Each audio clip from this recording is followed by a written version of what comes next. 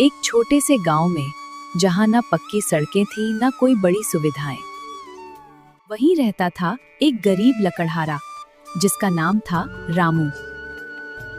हर सुबह सूरज निकलने से पहले ही रामू अपने पुराने कुल्हाड़ी के साथ जंगल की ओर निकल पड़ता। आज ज्यादा लकड़ियां काटनी होंगी तभी कुछ पैसे मिलेंगे। घंटों मेहनत करने के बाद भी उसे बस इतना ही मिलता जिससे मुश्किल से 2 वक्त की रोटी जुट पाती। उसके हाथों के छाले उसकी गरीबी की कहानी बयान करते थे। शाम को जब वो घर लौटता तो उसके चेहरे पर थकान के साथ साथ बेबसी भी साफ नजर आती।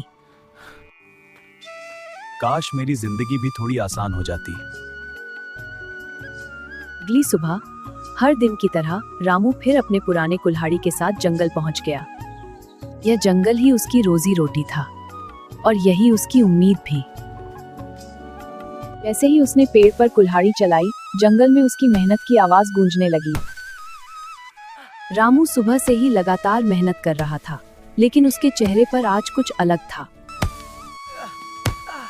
इतना बड़ा जंगल, इतने सारे पेड़।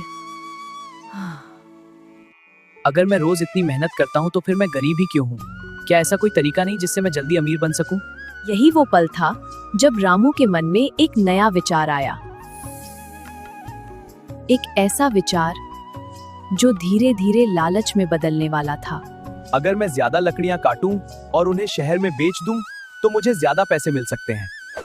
अब उसके मन में बस एक ही ख्याल घूम रहा था, ज्यादा लकड़ियां, ज्यादा पैसा।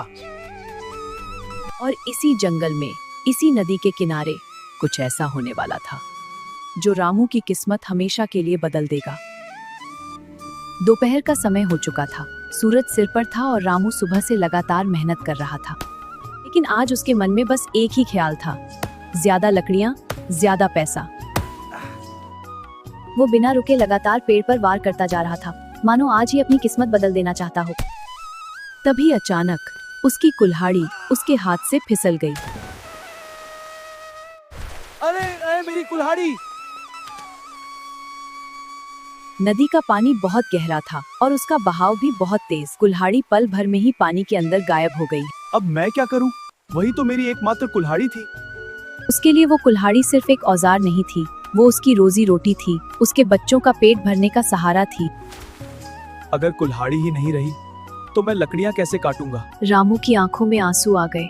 उसे ऐसा लग रहा था जैसे उसकी सारी उम्मीदें भी उस नदी में डूब गई होंगी। लेकिन रामू नहीं जानता था कि उसी नदी में एक चमत्कार उसका इंतजार कर रहा था। रामू नदी के किनारे बैठा अपनी किस्मत को कोस रहा था। उसकी आंखों में आंसू थे और दिल में डर। उसे लग रहा था जैसे उसकी पूरी जिंदगी अब अंधेरे में डूब गई हो। हे भगवान, अब मैं क्या करूं? मेरे बच्चों का पेट कैसे भरेगा? तभी अचानक नदी का पानी अजीब तरह से चमकने लगा, जैसे उस गहरे पानी के अंदर कोई रहस्यमयी शक्ति जाग उठी हो जा। देखते ही देखते नदी के पानी से एक दिव्य देवी प्रकट हुए।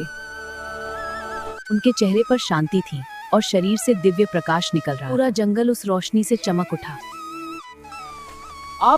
आप कौन हैं?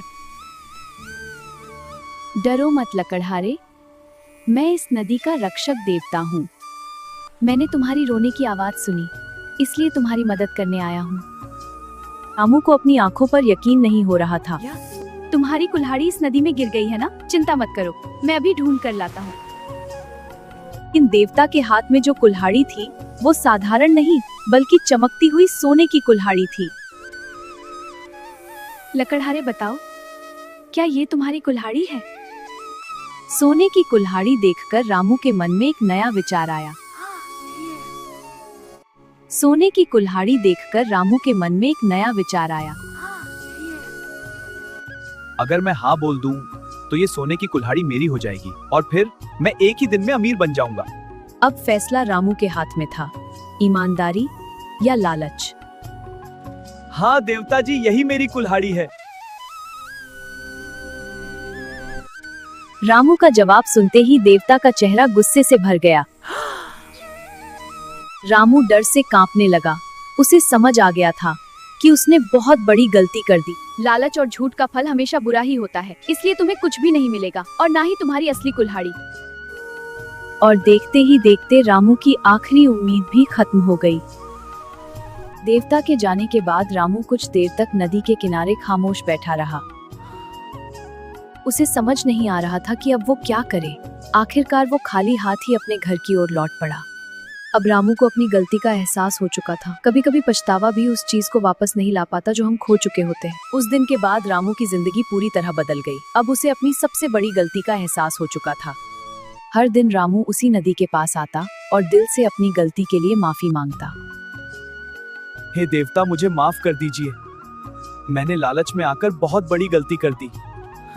रामू की सच्ची पश्चाताप देखकर नदी के देवता फिर से प्रकट हुए। लकड़हारे, क्या अब तुम्हें कुछ चाहिए? देवता जी, मुझे अब कोई सोना या चांदी नहीं चाहिए। मुझे सिर्फ मेरी पुरानी कुल्हाड़ी चाहिए। रामू की सच्चाई और विनम्रता देखकर देवता बहुत खुश हुए। अब तुमने सही रास्ता चुन लिया है। ईमानदारी और मेहनत ही इंसान की सबसे बड़ी ताकत होती है। और देवता ने रामू की पुरानी कुल्हाड़ी उसे लौटा दी। उस दिन के बाद रामू ने कभी भी लालच नहीं किया।